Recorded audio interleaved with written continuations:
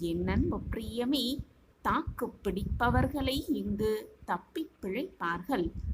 எதையுமே வெளியில் தேடிக்கொண்டே இருக்காதே.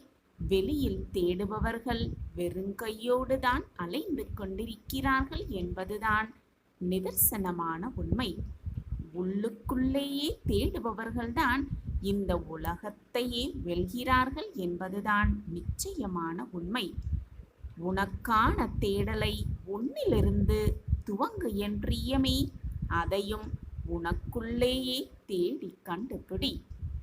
ஆம் என் பிரியமே, முதலில் உனக்குள் இருக்கும் சக்திகளையும் திறமைகளையும் நீ கண்டு உணர்ந்து கொண்டால் இந்த உலகமே உனக்கு வசமாகும். இந்த உலகமே உனக்கு வசமாகும். தாழ்வு மனப்பான்மை என்பது உனக்கு நீயே கொடுத்து கொள்ளும் மிக கொடுமையான தண்டனை என்பது புரிந்து கொள். அதிலிருந்து உடனே வெளியே வந்துவிடு. பொறாமை குணத்தையும் அடியோடு விட்டுவிடு என் பிரியமே.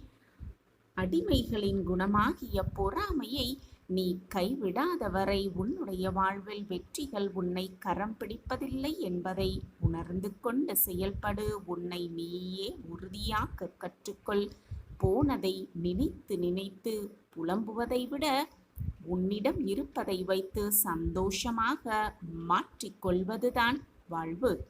முடியாது என்று நினைத்து எதையுமே முயற்சி செய்வதை நிறுத்திவிடு. முடியும் என்று நம்பு. உன்னால் முடியாதது என்று இந்த உலகத்தில் எதுவுமே இல்லை என் பிரியமே.